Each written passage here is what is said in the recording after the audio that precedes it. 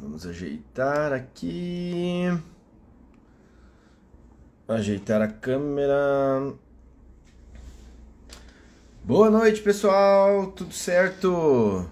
Bastante gente chegando. Aceitar. Sejam todos muito bem-vindos para a nossa live de hoje sobre lesões nas mulheres. Oi, Gra. Olá, tudo bem? Como é que tá o Tudo bem? som? Tá tudo ok? Oi? Tudo bem o som? Deixa eu só... Tudo. Tá me ouvindo bem? Tá, tudo tranquilo também. Então tá bem. A gente sempre dá esses minutinhos iniciais para o pessoal ir chegando. E aí, né, pessoal, quem puder, como a gente sempre fala, vai clicando ali embaixo no coraçãozinho para impulsionar a live, clica no aviãozinho também, que provavelmente está nesse cantinho aqui, chama os amigos para participar. Hoje vamos falar então sobre lesões e, né, condições das mulheres. Saludos desde México. Olha só, que legal. Seja muito bem-vindo.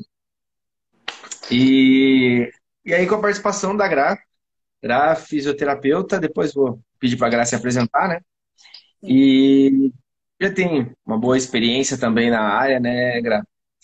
E, bom, então você já pode começar falando um pouco sobre sua formação, se apresentar um pouquinho, Gra, para o pessoal conhecer. Sim, claro. Bom, boa noite. Obrigado pelo convite. Aí é sempre bom bater um papo, eu acho. Expor um pouquinho da experiência, na verdade, né? Eu estou formada, já tenho 26 anos, mas assim, isso não quer dizer nada, né? A questão de tempo, é o quanto você atua. E é uma profissão assim que eu sou apaixonada, então eu procuro estar bem atuante nela e sempre me atualizando. Eu sempre trabalhei muito com a área esportiva, né? Então, assim, eu acabo atendendo sempre muito homens e mulheres, então não é específico da mulher, assim, mas o que tem aparecido, assim, algumas questões clínicas, assim, que a gente está vendo, então acho que foi por isso desse bate-papo que a gente acabou conversando, né? E então, como eu falei, formada esse tempo, fiz uma especialização, né, uma pós-graduação em medicina esportiva, formações em terapia manual, RPG, enfim, várias linhas, né, do Maitland, Mulligan, Mackenzie. Então, assim, como se fosse uma maleta de ferramentas para ser usadas a cada necessidade, né? E atualmente, né, estou no meu último ano, estou fazendo um doutorado na ciência da saúde, né? Então, assim, acho que essas olheiras aqui explicam, tá realmente na reta final. Então, o que eu, né, a gente conversou, alguns dados, o que a gente vê que realmente são relevantes em relação a homens e mulheres, o que a gente vê com a idade, o que a gente tem visto na questão teórica, nos estudos, e na prática clínica, né? Porque eu continuo no consultório atendendo um pouco mais reduzido, mas de todo esse tempo de experiência, eu acho que a gente pode tentar dividir um pouquinho do que eu, né, do que eu atuo, do que eu possa estar contribuindo com algumas informações. Muito legal. Então, Gra, obrigado pela participação, de disponibilizar um pouco do seu tempo aqui para a gente fazer esse bate-papo e também falar um pouco com o pessoal, né? Passar um pouco da sua experiência, do seu conhecimento também para o pessoal. Então, está aqui contribuindo com a formação, né, de quem está assistindo. Uhum. A gente teve a ideia dessa live, né, dessa aula aqui de hoje, por conta já do dia de amanhã também, né, o Dia das Mulheres. E aí a gente já quis linkar com essa temática, trazer as principais lesões nas mulheres, as características ou considerações para o tratamento e fazer esse bate-papo, né, buscando aí a nossa experiência. Você, como você já falou, né, uma experiência muito grande em ter uma mala de ferramentas muito grande, né? Você tem muitas ferramentas, muitas formações, o que é muito bacana. E aí acho que a gente pode até falar bastante sobre isso. Até se você tiver alguma coisa, por exemplo, pô, parece que tal técnica funciona melhor com as mulheres em relação aos homens, enfim, não sei, né? A gente tem Uhum. algumas características específicas.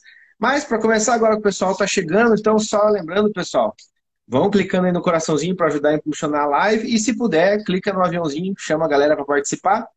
Então, para a gente começar, Gra, vamos falar de consultório mesmo. Aí aqui também a gente tem profissionais de educação física, Sim. que acho que também com esse conhecimento das lesões ou do que mais aparece, também acho que facilita quando eles recebem um aluno de personal, aparece alguém na academia com a lesão.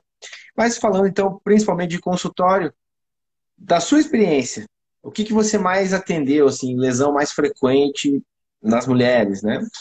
Certo. Bom, então, como eu falei da minha formação, que veio muito da área esportiva, até pela própria prática, né?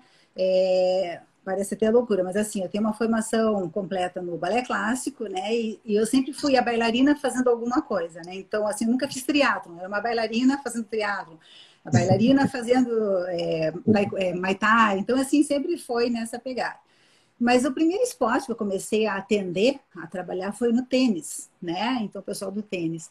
E aí a gente via uma questão do incidência de lesões, né? De cotovelo, de ombro, mas particularmente, assim, eu via muito a questão do quadril nas mulheres, né? E a gente sabe que a questão anatômica, né, é muito mais sugestiva nas mulheres. Nós temos o quadril mais largo, esse ângulo Q, né, já que estamos com profissionais, né, tende o joelho a ser um pouquinho mais para dentro, né, mais valgo, assim. Então, a gente tem uma questão de uma sobrecarga maior no quadril, com as variações, obviamente, individuais, de anatômicas de colo de fêmur, de forma de acetábulo, mas, no geral, nós temos, assim, uma tendência maior a ter essas lesões. Então, foi ali que me chamou a atenção dessa questão, dessa distinção de lesões no tênis. Então, eu trabalhava muito com uma questão terapêutica, mas eu tive mais a oportunidade de fazer um trabalho também preventivo, junto com o pessoal da educação física, que desde então eu sempre trabalhei, porque o indivíduo ele não quer ficar tratando, ele quer estar ativo, ele quer estar bom. Então, essa parceria sempre foi muito rica, né? Então, ele vinha, trabalhava com a parte manual, com a questão de educação postural e nós trabalhamos em conjunto nessa transição para ele voltar o mais rapidamente para o esporte. Então, da questão do tênis. Daí eu vim, né, atuando em clínicas e tive assim uma oportunidade de trabalhar muito com quadril e joelho, né? Essas lesões assim de uma gama de bastante incidência. E assim, parecia dos jogadores, né? Geralmente mais homens, mas das mulheres, eram as corredoras, que ainda estavam começando, não era uma gama ainda tão grande, mas novamente a gente pensava assim, puxa vida, a entrada, será que é o pé, será que era isso? E começou a se investigar tênis, mas com né, a prática de olhar um pouco mais integral, a gente observava que o quadril, de novo, ele apitava ali um pouquinho, né? Porque o que acontecia? A questão anatômica, a questão do atrito, a performance, e, de uma maneira geral, tanto da corrida como do próprio triatlon, já puxando, né, que foi na sequência que eu fui trabalhando, a prioridade do alongamento e mobilidade, até pela demanda de treino, ela acaba ficando meio secundária. Então, assim, não vamos falar se é certo ou errado, antes, depois, mas a mobilidade ela é comprometida, né? Então, esse centramento articular, ele fica também comprometido. E existe uma sobrecarga em certos pontos, e esses pontos começam a inflamar e a compensação ela acaba ocorrendo e a lesão se instalando. Como o atleta, vamos colocar assim, eles são muito mais tolerantes à dor, eles demoram para tratar, né? Então, assim, é um pouquinho de repouso, às vezes só um gelo, é uma modificação até da técnica para poder manter. E entendendo isso, que ele não quer parar, que eu procuro sempre estar trabalhando nessa parceria com a educação física, né? Para a gente poder manter ele ativo e motivado dentro desse treino de tratamento. E daí vieram outros esportes, né? Então eu vim assim de consultório, veio o triatlon, e aí começou a aparecer também as fraturas de estresse. Nas mulheres, em relação aos homens, eu observava assim uma gama maior em fratura de estresse em quadril, né, no colo femoral e navicular, né? E nos homens, parecendo tanto homens como mulheres, assim, sem muita distinção na tíbia, né? Então, o que tinha uma prevalência maior era realmente na região do quadril. Então, de novo, não puxando sardinha, não foi por isso que eu vim trabalhando com quadril, mas eu comecei a ver uma grande necessidade que era como se fosse um elo de transição. Quer dizer, as forças ascendentes, você pisava, ela passa pelo quadril, sobe, e do tênis elas descendiam, né? Então, não que não esteja no momento, mas é sempre cruzando pelo quadril. Tanto que brinco, o quadril é o centro do mundo. Porque a gente tem... E a gente... Não, só ia comentar, fazer um parênteses, né? Desculpa te interromper. Não. Que é bem... Eu penso da mesma forma, né? Que às vezes você tem a força de reação do solo, uma técnica da corrida não muito legal, que podem influenciar no impacto do quadril. Mas uma alteração do quadril, de seu funcionamento, que pode ser mobilidade, ou enfim, né, pode ser uma alteração estrutural, qualquer coisa assim, você vai influenciar também no joelho, no tornozelo, né? Influencia na mecânica do membro inferior como um todo. Então parece que esse ponto chave, quadril aí, realmente, que, como você falou, não puxando sardinha já para a sua área, também que você trabalha bastante, mas parece um ponto bem importante que a gente tem que levar em consideração das mulheres, né? Inclusive na avaliação. Então eu tenho falado muito, né? Falado muito isso para os meus alunos, que a gente tirar esse foco de avaliar só o local, né? Então tá com uma lesão no joelho, vai avaliar só o joelho. Ah, fez uma entorse de tornozelo, avalia só o tornozelo. Né? E muitas vezes a gente precisa ver o todo. E aí, a gente usa muito essa nomenclatura, Gra. Você deve conhecer também, né? A gente fala o core, daí o hip core, né? O quadril é o core do membro inferior, e o shoulder core, né? O ombro é o core do membro superior.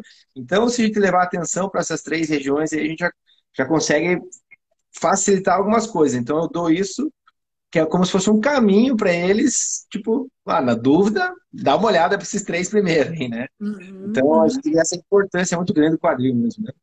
Sim, assim, um direcionamento, né? Um olhar.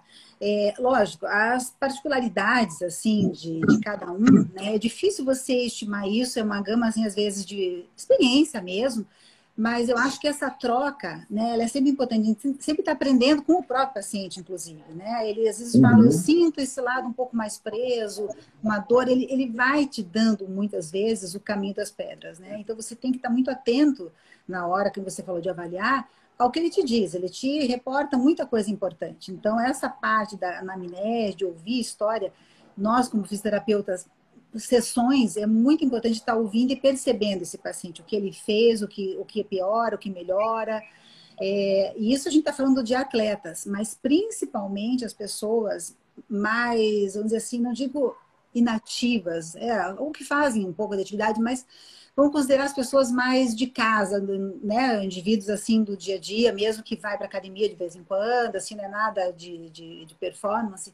Mas essas pessoas, às vezes, têm um hábito de ficar muito tempo sentada, às vezes na atividade de lazer, às vezes mexendo com mosaico, com perna cruzada, ou digitando, ou às vezes costurando, bordando, enfim, qualquer atividade que ela está sentada, num posicionamento onde o glúteo, eu sempre falo, ele está ali só de enfeite, passivo, apoiando na cadeira. E daí ele sai, dali a pessoa vai para academia ou para atividade, e ele nem sabe mais a função dele. E aí começa lá, e agachar, vai para o banco, faz musculação, faz todas as atividades geralmente sentadas, né? Hoje em dia, eu sei que a maioria mudou esse olhar, mas ainda existe aquele padrão extremamente assim, ele sai sentado de casa, sai sentado do carro e vai sentar sempre na musculação, não diversifica, né?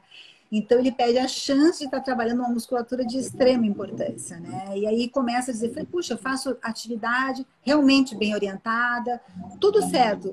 O problema é que tem alguns elos que estão sendo não trabalhados, né? Continuam numa fraqueza e acabam isso sobrecarregando e a pessoa não entende. Falei, puxa, me machuquei na musculação. Falei assim, então o vilão virou a musculação, né? Ou por coincidência profissional. E não é por aí. Às vezes é só esse olhar que está faltando de integração para esse indivíduo, né? O que ele faz, a atividade laboral, ela é muito importante, deve ser considerada na hora da prescrição da atividade física.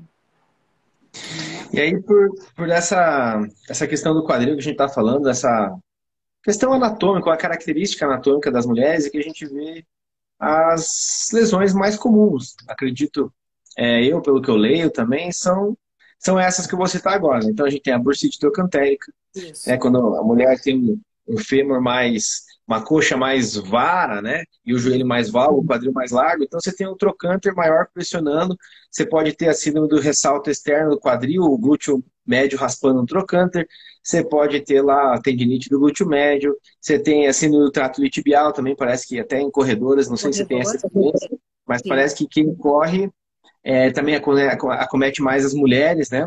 Uhum. Ah, tudo isso também tem uma outra questão, eu não sei na sua experiência, mas assim, a mulher tem tendência ao quadril mais largo, né?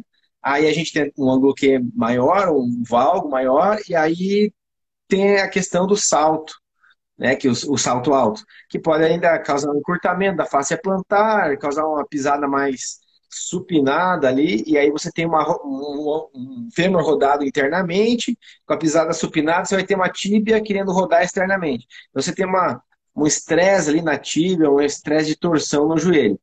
Aí você falou das fraturas por estresse, eu acho que isso pode ser um fator. Outra questão também, que aí dependendo da idade, começa a entrar a questão da osteoporose, né, nas mulheres. Osteopenia, osteoporose, e aí dependendo da idade que está, ou a fase que entrou, né, isso depende de cada mulher também, né, aí você começa com impacto, muito recorrente ali, pode causar as fraturas por estresse. Outra fissura, né? Outra coisa que a gente observa muito ali no estúdio são as condropatias. A gente vê muito condropatia, né? Síndrome patelofemoral, condromalácia patelar, enfim, as coisas se diferem um pouco, mas condropatia de uma forma geral, vê muito em homem também, mas eu não peguei esse dado científico, mas me parece que é mais comum em mulheres. Eu não sei se você observou alguma coisa assim também, Graça, se tem um dado mais preciso em relação a isso? Sim. Então, eu vou só retomar toda a tua fala ali que você falou da bursite e tudo, e só complementando aquela questão do olhar. Nessa síndrome do corredor, a dor ela se dá assim na região do joelho, né? E a gente sabe que assim o início dela, se você ficar trabalhando só focando no joelho, você não trabalhar com o trato iliotibial, né? Sabendo que tem esse atrito da região do trocânter, você não tem muito sucesso, né, no tratamento. Então, isso assim é uma questão bem importante, porque às vezes assim, o ponto de dor que está exacerbado está no joelho. Mas a gente tem que ter um olhar um pouquinho mais amplo, né? Então, só reforçando essa questão das dores reproduzidas e assim, a causa muitas vezes mecânica pode estar mais acima ou mais abaixo dessa articulação.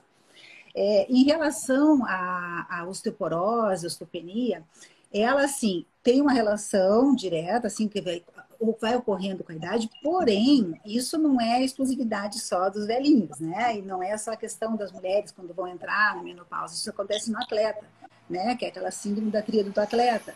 Quando a osteoporose começa desequilíbrio realmente ósseo, isso vai ocorrendo com precocidade. Então, você vê pessoas, né, mais jovens, assim, de 30 anos, com essas alterações ósseas, inclusive as fraturas de estresse, como você comentou, e a questão da perda realmente da questão da porosidade. Daí você vai pensar, puxa, mas dá tanta carga, em teoria devia ter os ossos mais fortes.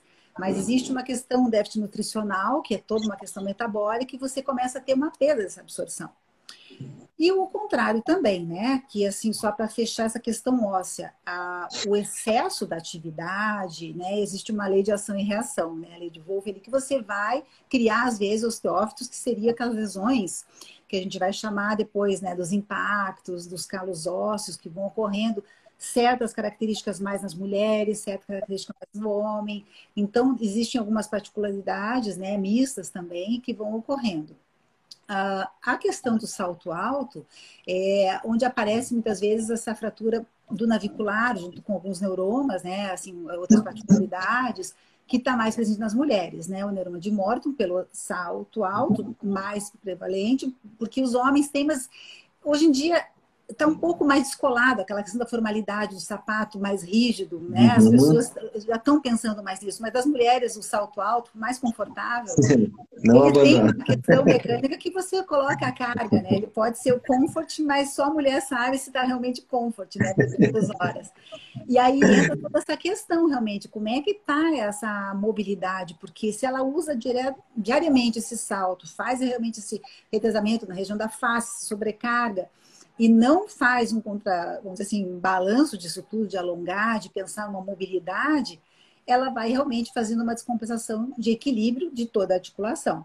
E aí, a fratura de estresse não é um privilégio somente dos esportistas, já digo privilégio assim, não, porque ela está presente em pessoas que podem estar realmente com muito uso de salto, uma questão metabólica associada, uma questão, né, que possa estar nessa fase hormonal da mulher de transição, até mesmo para menopausa, e os fatores realmente assim dessa perda óssea. Então, quer dizer, tudo isso pode estar, tem que investigar para saber essas causas. Uma dor persistente, ela tem que ser investigada, porque ela não é uma causa somente assim da fisioterapia e o assim de você alongar né, e resolver. Existe uma questão metabólica que deve ser considerada sempre, né, principalmente na mulher, que nós temos essas alterações, não é somente humor. É uma questão também ortopédica que tem todos esses efeitos. É verdade. Gra, queria te perguntar uma coisa que o pessoal pede muito, eles esperam muito isso. É, eu sempre fui um pouco reticente quanto a isso, mas eu tenho cada vez colocado mais, só que sempre explicando o que que é isso. É os protocolos, ou um caminho, o passo a passo, sabe? Porque eles querem saber assim, né? Ah, bursite de quadril, o que que eu faço? Ah, a síndrome do trato tibial, o que que eu faço? A Uhum. condromalácia patelar ou a síndrome patelofemoral, o que eu faço? Eu sempre falo, né? Você tem que investigar a causa. Porque às vezes a lesão aparece e ela pode ter várias causas. Por exemplo, tendinite. Né? Ela pode ter várias causas. Então você tem que investigar, buscar a causa e criar um programa de tratamento com raciocínio clínico, compreendendo bem a base, anatomia, fisiologia, biomecânica, cinesiologia e por aí vai, né? Sim. Mas eles sempre querem assim, tá, mas eu ainda não tenho toda essa bagagem, ou quem tem algumas coisas já esqueceu, ou não tem experiência com determinada lesão. Me dá um passo a passo para eu começar, sabe? Me dá um direcionamento para começar. Então, assim, vamos começar pelo quadril, né, que a gente falou que na live eu ia trazer características importantes para o tratamento. Como acho que a sua maior clientela é quadril, né? É. Oi? Atualmente tá. Eu trabalhei muito tempo, só falando assim, dentro do CrossFit, e o ombro era a grande boom, né? Ah, O ombro, então, ah, estava dentro é. né? Não, Então, e nós temos que puxar essa história do CrossFit aí depois. sim, sim, já vamos colocar assim. Daí vamos pensar dentro do quadril agora.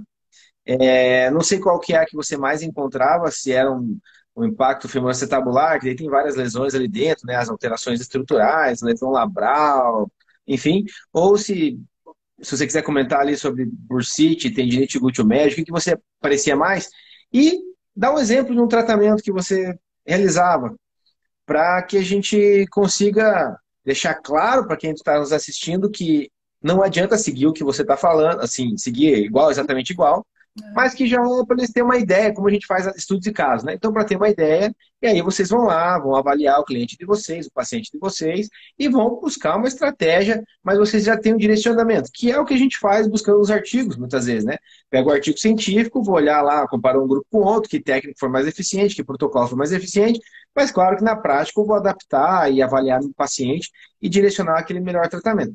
Então, eu queria que você escolhesse agora uma lesão, né, o que mais aparece para você, e se você puder dar um direcionamento ali para eles, acho que ajuda bastante. Tá, então assim, ó, eu vou falar do impacto femoroacetabular, que é assim, o grande volume, Tá na moda, né? né, que vem já fez muito tempo, então Muito. assim, o problema é que às vezes tudo é impacto, né? A gente tem que cuidar, porque às vezes tem uma pubalgia, tem outras lesões ali perto, e às vezes o impacto ele é um achado, né? Ele tá ali, mas não é a grande, assim, a causa da dor, né? Então, às vezes pode ser um achado, isso acontece, tem acontecido. Mas, assim, vamos colocar ele como um diagnóstico certo, né? Correto, realmente ele tem uma complicação ali de mobilidade. Então, a gente só retomando, né? Nós temos, assim, o pincer, que é como se fosse o acetábulo, né? A parte do quadril um pouquinho mais crescida, ela pinça o fêmur quando você faz uma flexão. E nós temos o Kami, que eu sempre falo, assim, é aquele que deu engordadinha com o passar do tempo, né? Então, o colinho devia ser magro, a cinturinha não tem mais a cintura, ele ficou gordinho. Então, essa barriga, esse colo, esse arredondamento ali do colo do fêmur, né? Da região desse pescocinho ali, da cintura, ela bate também nesse acetábulo. E pode ter a mistura dos dois, que é o misto, né? Que é bem comum, porque com o tempo isso vai tendo uma ação e reação. E aí vão tendo assim, consequências que na dor é o que está comprometido já o labrum, porque é a parte inervada, assim, né? Porque a gente sabe que a cartilagem ela é sintomática, né? Você pode ter uma artrose ali, você pode ter todo esse desgaste, mas as estruturas que estão ali envolvidas, que elas são inervadas e vão reproduzir a dor. Então, eu sempre falo, e isso foi uma experiência bem importante dentro do CrossFit que eu trabalhei, só a questão, assim, das angulações. Então, não necessariamente ele vai ter que operar, né? Porque o que acontece? Nas artroscopias, não é garantido 100% que ele vai ficar sem dor.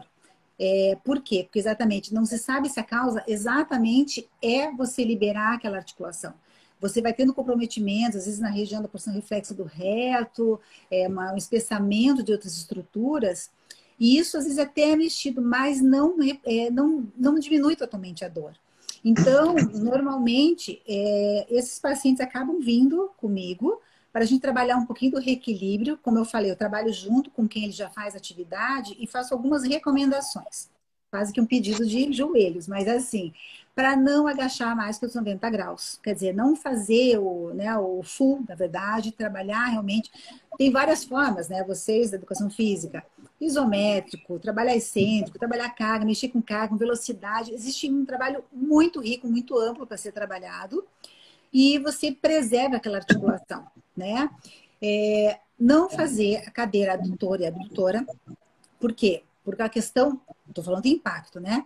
A gente faz a flexão e na hora dessa abdução, você pega e raspa exatamente, você vai fazer um teste provocativo exatamente naquela região. E como eu falei, às vezes o labrum já está comprometido e vai exacerbar essa dor, e aí você fica achando que está fortalecendo, que você pensa em fortalecer o glúteo, né? O médio, enfim, os rotadores, e você esquece que você está moendo a articulação. Né? Então você acaba o seu trabalho indo por água abaixo porque você está aumentando e às vezes nem tem a questão do labro, mas você acaba provocando uma dor, porque ele é muito sensível, ele tem uma função de manter essa coaptação articular e você pode acabar lesionando esse labro, né? Então o paciente ele fica assim num estado muito mais agudizado e era para estar melhor. Então essa questão ela é assim, extremamente importante, sabe? Então tem alguns pontos, só fechando ali, a questão do leg press. Porque, assim, os ortopedistas acabam assim, não fazer leg press, não sei o quê. Daí eu sempre ponho, assim, 2 pontos. Por quê? Ele manda para o Pilates. E o Pilates tem um reformer, ele faz um leg press toda a angulação, né? Então, assim, eu explico para o paciente, porque eu falo assim, olha, calma, é tudo questão de ângulo, né? Então, assim, você saber como trabalhar e colocar o paciente naquela movimentação, trabalhar com ele, essa musculatura, focando e lembrando essa articulação. Por exemplo, né, o deadlift, que a gente chama no CrossFit, eu adoro, eu amo esse exercício, assim, só que com os pacientes com impacto, ele trabalha numa angulação maior, ele não vai sair do chão, né, ele não vai fazer aquela flexão exacerbada. Então, ele sai da região ali que a gente chama ali do joelho, ali um pouquinho abaixo, e faz a carga, né, condicionada, certinho, para trabalhar exatamente esses posteriores. Ele é excelente para a questão do impacto, né?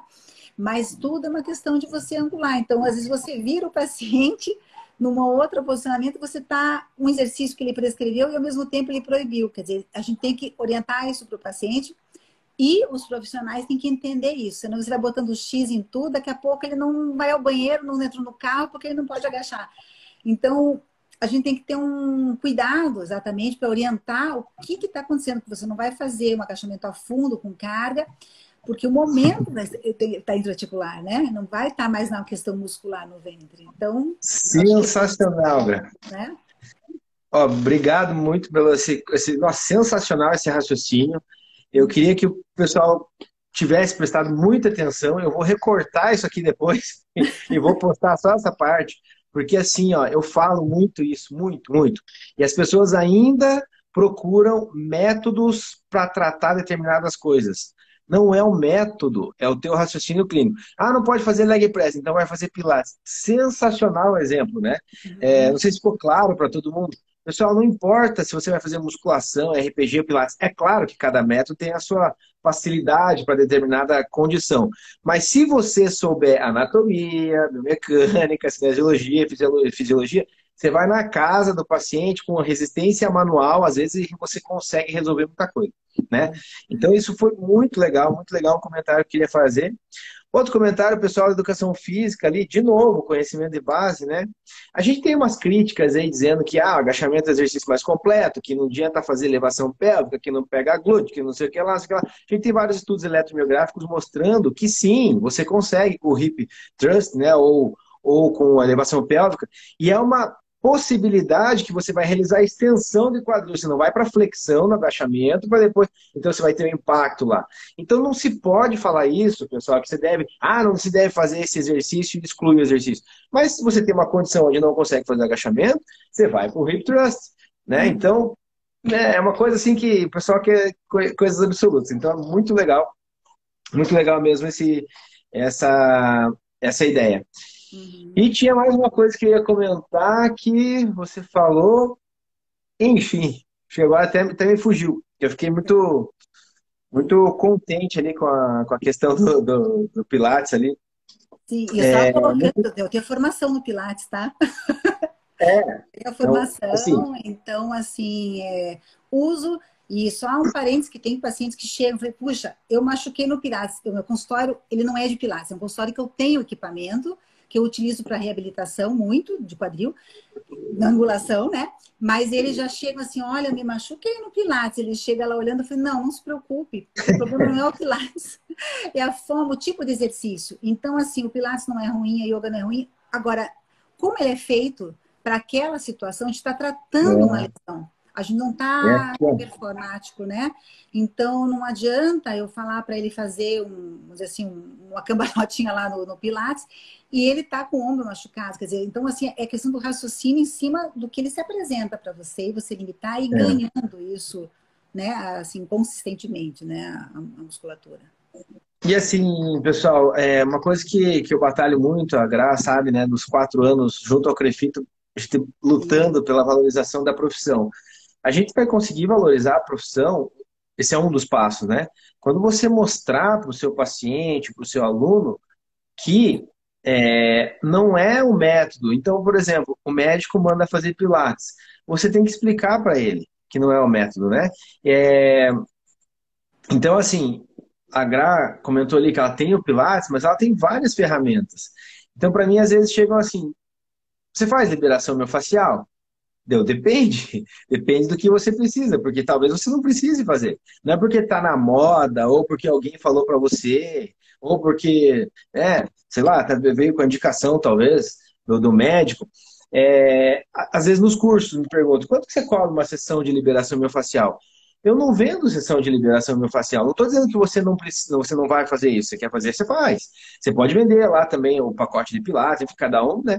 Mas eu tenho uma caixa de ferramentas, eu vou avaliar, como eu atendo particular, e aí eu vou aplicar aquelas ferramentas que eu acho interessante. Então, é muito complicado isso, a gente tem que desmitificar isso da cabeça deles, né?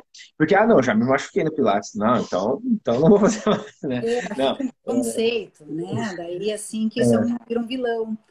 Né? Então, isso tem que cuidar, né? E como eu estava te falando, assim, a questão dessa prescrição já pronta, a gente tem que ter muita argumentação para passar a segurança para quem veio nos procurar, né? Ou foi indicado para nós, e conversar sempre com o profissional, né? Eu acho que a gente também pode mostrar, né? Embora a prescrição vai ser para quem foi enviado, né? Então, você tem que ter muita segurança do que você está fazendo e a gente passa isso para o nosso cliente, para o nosso paciente, enfim, para quem a gente está, quem foi procurou a gente. Então, a gente tem que ter muito, sim, a clareza.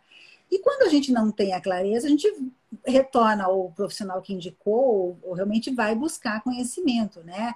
Então, quando você Humildade, fala, né? quando você prescreve alguma coisa, eu vou falar assim com pacientes. Ele chega para mim com uma lesão e ainda, né, você não sabe exatamente como é que aquele corpo vai, né, tá reagindo com certos exercícios. Eu passo de um básico pensando na mecânica da lesão, né? Então eu vejo a lesão, o mecanismo, sei lá, ele foi do taekwondo, por exemplo, ele machucou, vamos colocar o quadril aqui só com uma questão de ilustrar do impacto. E aí você sabe como é que está essa técnica. Ele machucou o quadril da perna de apoio ou a perna que chuta? Começa nisso. Aí você vai ver, não, machuquei a perna de apoio. Eu falei, alguma coisa está errada na técnica, no giro dele, independente da mecânica, porque ele de apoio, ele chuta, o aumento da angulação, ela está em cima, seria o provocativo do impacto. Mas se está alguma coisa na perna de apoio, é alguma coisa da técnica, ele tem que girar com o antepé. Então, você também ampliar teu conhecimento do esporte para tentar entender aquele mecanismo de lesão. A partir daquilo, você começa a ver as forças possíveis, os equilíbrios, os elos, eu sempre falo, né? De fraqueza ali, ou de restrição de movimento, e você vai trabalhando naquilo. E eu desisti de passar orientações grandes, ou de papelzinho, ou de qualquer coisa para os pacientes. Eu passo de 1 a 2 movimentos para ele fazer diariamente. Eu falei, se você não fizer, tua consciência vai pesar. São só 1 ou 2 que eu estou mandando para você fazer. Então, aquilo que seja de uma forma consistente até ele retornar comigo.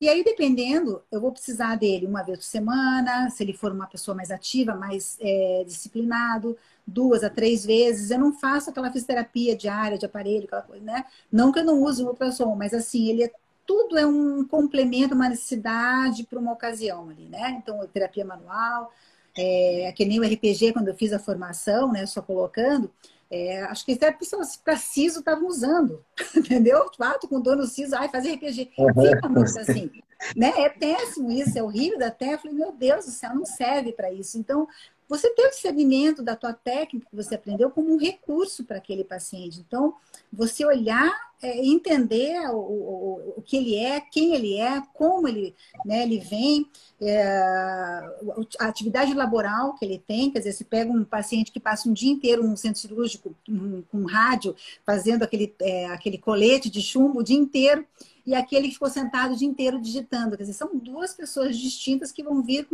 com fadigas musculares ou falta de recrutamento para fazer uma atividade. Então, olhar ele como um todo, olhar a atividade laboral dele, olhar o perfil desse paciente, o engajamento dele com a atividade física, né? E, então, acho que é tão complexo, então você tem que analisar um pouquinho além do que só a lesão, né? A não ser que seja traumática. Puf, caiu. Aí você vai ter que também olhar para poder segurar ou fazer. Vai fazer atividade. Ou então, não, segura. Você puxa o freio de mão, descobre onde que é. E alterna essa atividade dele, né? Porque também essa coisa de tirar totalmente, eu não gosto. Eu gosto sempre de substituir, porque a cabeça é muito importante nessa reabilitação, né? Isso. Essa é a terceira coisa que eu ia falar lá, que eu lembrei agora, que você comentou. Que assim, a gente vê muitos profissionais, tá mudando bastante isso, sim, mas Sim. principalmente da fisioterapia, né? Porque o profissional de educação física, a ferramenta dele é basicamente o movimento com uma outra técnica complementar. Já o físio não, o físio tem muitas técnicas manuais, muito equipamento, né? Complementar, enfim. E a gente vê esse receio ou esse excesso de terapias passivas, né? O paciente fica deitadão, aí o paciente chega e já pede isso. Coloca o choquinho, faz uma massagem, faz não sei o quê, faz aquele negócio que você faz com a mão lá. Sim, Faz ele acha aquele, que vai, vai vai me ser estralar horrível. hoje? É. E a gente sabe, e cada vez mais a ciência tem mostrado, a gente lê na literatura, e é só você abrir o Instagram e ver os colegas, cada vez mais os profissionais, e que estão assim, né, já tem uma certa carreira também, enfim, estão falando isso. Pessoal, é um movimento, o movimento cura movimento, é o exercício, esse é o carro-chefe. Nós lidamos com alterações cinesiológicas funcionais, então você tem que trabalhar com a cinesioterapia e com a questão do exercício funcional, vamos dizer assim, né? Sim. E os recursos, não estou dizendo que não é para usar, ou que não funciona, claro que funciona, tudo é muito legal, só que são complementares. O que eu acho que na maioria das vezes não, e muitas vezes que a gente vê, não precisaria estar usando aquilo. Né? Você poderia estar ganhando tempo, você poderia dar resultado mais rápido. E aí acho que é o que você comentou ali também. Depende do caso, ele vai fazer 1 vez por semana comigo, depende do caso 4 vezes, do outro 2 vezes, 3 vezes. Então aquela coisa também muito engessada de 20 sessões, que também tem Caraca, a questão, tem a questão do plano também, né? Que libera 10, depois mais 10, enfim. E não é assim, né? Às vezes com 17, com 5, com 3, com 19, não sei, não dá para saber, né? A gente Uhum. vai tem uma ideia de quanto tempo a gente necessita trabalhar, mas a gente vai constantemente reavaliando e vai, né, progredindo. Então, eu não preciso fazer 20 se eu posso fazer 13, né? Enfim. É claro que tem essa questão do plano ali que ele libera de 10 em 10 também. Mas, pessoal, uma dica assim, que eu deixaria bem importante, foca mais nessa parte da base, do movimento, entender o que está acontecendo, o conhecimento das lesões, eu falo muito isso, né, Gra? Como é que você vai Uhum. saber que ele tem uma lesão se você não sabe que essa lesão existe? Então é impossível. Então se você ficar só com aquele feijãozinho com arroz que a gente vê ali, né, na faculdade, e depois muitas coisas surgiram que naquela época não existiam, não estou falando que o ensino lá é defasado, né? É que muita coisa surgiu depois, novas pesquisas, a gente tem que estar se atualizando sempre. E lembrei a outra coisa que eu ia comentar, Gra, uma pergunta do Joelcio, inclusive, que ele, voltando ao assunto agora que ele comentou aqui, eu lembrei. Voltando ao assunto lá da cadeira abdutora e adutora, ele perguntou no caso do pincer, ou pincer, misto, seja o que for, Uhum. se você realizar ela isométrica. O que você acha? Que ele Então, trabalha bastante, o Joelcio é um profissional que estuda bastante também, mas é profissional de isso. educação física e ele tem essa dúvida. É assim, ó, quer ver? A isometria, eu adoro trabalhar com isometria, até porque eu trabalho muito isso nas artroses, né? Quando elas estão bem já avançadas, você não tem muito recurso e você tem que dar funcionalidade para esses pacientes. Então, quando você vai fazer o movimento para chegar na isometria, né, você vai fazer exatamente essa pressão, você aumenta essa pressão em cima do labro. Então, acaba sendo inevitável, até mesmo aquele, como é que é, cluster shell, aquele lateral com elástico, um que você faz em decúbito lateral com elástico, que você faz em flexão, com a flexão, assim, A ostra? é a ostra lá, né?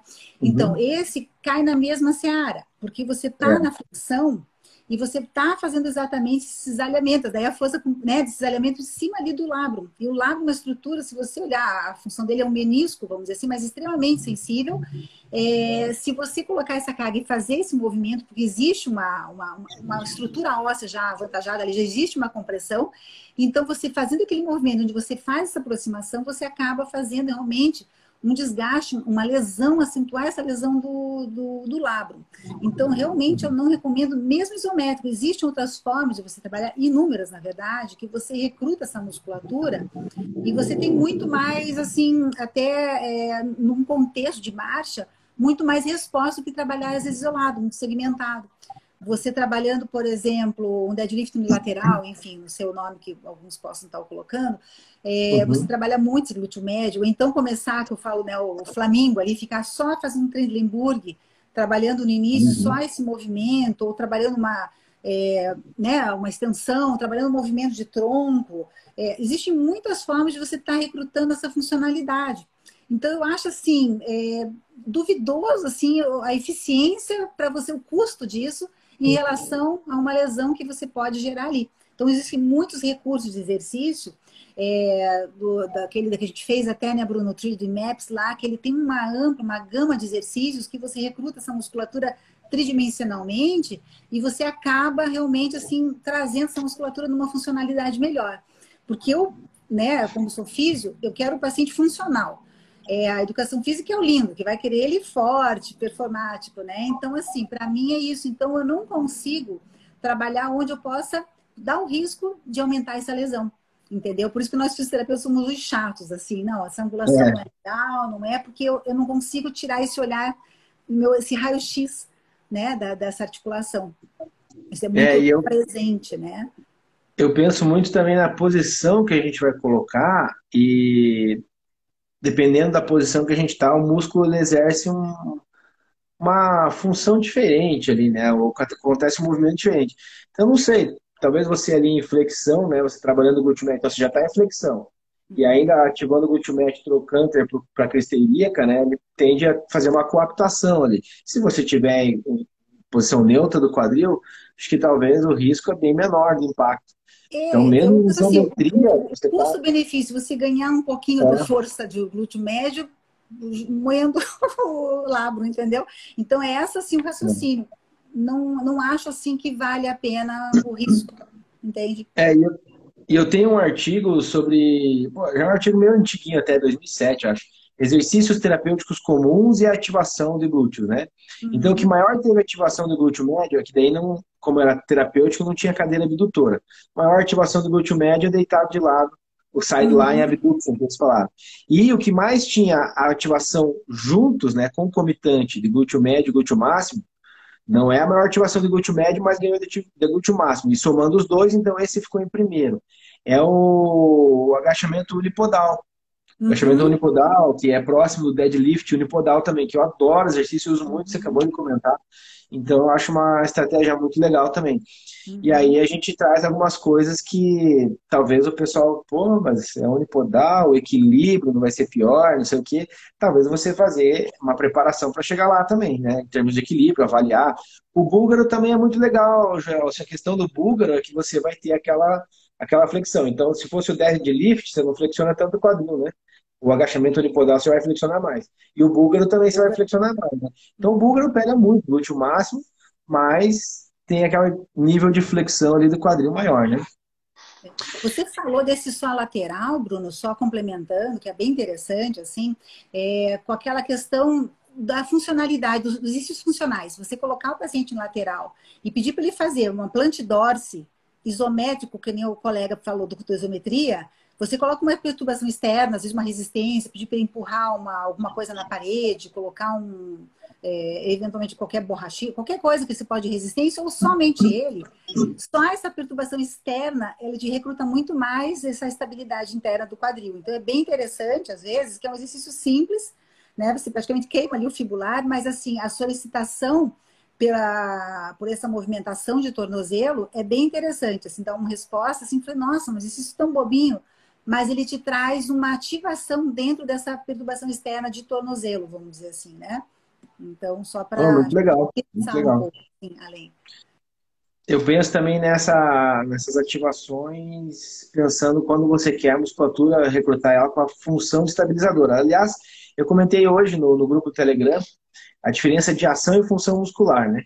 Então, quem não tá claro isso, vai lá no link da bio lá. Eu também tá no Stories ali. E entra lá no grupo do Telegram, que eu deixei um áudio lá bem relativamente longo, acho que é uns 4 minutos falando sobre isso. Então, assim, às vezes você quer também ativar a musculatura para estabilização ali e o pessoal fica pensando em muitos exercícios de fortalecimento, né? E fortalecimento realmente, uma cadeira abdutora vai ajudar, o side line vai ajudar, mas se você não quer a movimentação, essas estratégias, como você comentou, ou outras, né, a gente pode utilizar para ativar a musculatura, não sei se é talvez essa a correta palavra, mas de forma secundária, porque ele está realizando outro movimento, mas está ativando a musculatura ali, vamos dizer assim, de forma secundária, né? Então isso é bem interessante. Gra, como a gente sempre faz aqui de mais ou menos 45 minutos, né? Nosso tempo Sim. já estourou, a conversa está Beleza, muito né? legal. Nossa, e eu Oi? tava com sono, hein? Agora animei. A gente passa muito rápido, né? A gente vai conversando. Eu queria que você deixasse assim, umas dicas finais, palavras finais, pessoal, quem quer trabalhar Sim, com eu acho o mulher, seguinte, que enfim. eu queria só colocar uma coisa que eu acho bem importante, já que o tema é mulher, e a gente tem que olhar com muito, assim, muito critério essas dores pélvicas, essas dores no quadril dessas pacientes que chegam para a gente, né? Porque nós temos umas questões, por sermos mulheres, né? Uterinas, umas questões realmente assim da parte do assoalho pélvico. Temos outras dores internas, né? Que a gente tem as periarticulares, as intraarticulares, e temos essas periféricas, que às vezes elas reproduzem dores que você confunde, né? Com a dor e está tratando ali uma pubalgia. Então, começar a observar muitas vezes assim, tem repouso, melhora, não tem repouso, alguma coisa, um alerta, mesmo até por coisas mais sérias, né? Ah, puxa vida, repousou ali, não tá com dor, como é que tá sendo para dormir, os movimentos, quer dizer, trazer aquilo que eu falei do início, né? Perguntar e questionar essa paciente, o que ela está sentindo, o que piora, o que melhora, o calor no abdômen melhora, quer dizer, então são coisinhas assim que vão te direcionando, senão você fica com essa paciente, às vezes, tratando, achando que é uma questão puramente ortopédica, e nós temos outros fundos, né, outras fontes de dor, por inervação, por outros fatores, até, como eu falei, né, a gente falou muito da questão metabólica, que pode estar presente, então, nós temos que ter um olhar um pouquinho mais amplo, perguntar se ela foi no ginecologista, se ela, né, como é que está a questão até digestiva, enfim, a parte intestinal. Então, olhar um pouquinho mais aberto assim para essa pelve, para essa paciente como um todo, né? Então, esse é um ponto. A questão vascular, que é algo bem importante, por a questão hormonal, anticoncepcionais, as questões de dores né, profundas em perna e às vezes na região adutora, uma dor em queimação. Então várias coisas que a gente tem que estar observando e captando nessas informações para poder estar realmente entendendo, olhando um pouquinho mais amplo. né? E essa questão realmente de entender, né, qual é a função, qual é o desejo, quer dizer, nós temos as mulheres extremamente competitivas, aquelas que se tornaram ativas com a pandemia, aquelas que se tornaram bem inativas com a pandemia, aquelas que se afundaram no trabalho, quer dizer, qual que, né, onde que ela está e que suporte de atividade vou estar dando para cada uma delas, né? Assim, eu vou dar um pouco mais de estabilidade, vou dar mais mobilidade, eu vou estar olhando mais nessas movimentações de quem está muito sentado, ativar realmente mais essa cadeia posterior, questionar mais como é que está o dia dela, né? Quais são as mentes, como é que ela está se comportando nesse período, para poder fazer uma atividade um pouquinho mais assim benéfica, né? Uma coisa mais assertiva, vamos dizer. Que é a avaliação e avaliação constante, né? A gente É, não avalia só antes e acabou. Todo atendimento você está avaliando, o paciente está conversando, enfim, né? Eu gosto muito de uma frase do Hunter Doherty, que acho que foi um médico que inspirou o filme Pat Adams. Eu deixo no final sempre das palestras, dos cursos, das aulas, enfim, que ele diz assim: ao cuidar de uma doença, você pode vencer ou perder, né? Mas ao cuidar de uma pessoa, você sempre vence. Então, eu acho muito legal essa frase que resume um pouco do que você falou. Eu também penso muito nisso, que não dá para você olhar só para a doença ou só para a lesão. Você tem que olhar para o todo, né? Olhar para a pessoa, e a gente tem que ser cada vez mais esse atendimento humanizado, vamos dizer assim, né? sim. Gra, mais uma vez, muito obrigado pela participação aqui, por esse Sim, bate-papo. Queria também claro. lembrar o pessoal. Quer falar? Desculpa. Não, não, foi muito legal também, né? Uma coisa bem descontraída com você, sempre é bom. A gente conversa é gostoso, né? Vai um monte parecido na forma de avaliar, de ver, né? Muito legal. E eu queria lembrar o pessoal que também está lá no meu Stories no Instagram, amanhã, Dia das Mulheres, né? Então já vou dar uma antecipada aqui, parabéns para todas as mulheres. E quem quiser, clica lá no meu Story, entra no grupo do WhatsApp. Quem é fisioterapeuta ou profissional de educação física, eu vou dar um presente para vocês, que amanhã eu vou revelar lá. Então, no grupo do WhatsApp, quem quiser, entra lá, que amanhã cedinho eu já vou liberar. Gra, obrigado mais uma vez. Obrigada. Vamos marcar mais vezes, né? Fazer esses Vamos. bate-papos, essas conversas. Claro, Eu é acho que sempre bom. A gente sempre, né? Essa troca é muito importante, sempre. muito importante, acho, para todo mundo que está assistindo, inclusive para a gente. Olha quanto que eu já aprendi aqui hoje, sensacional.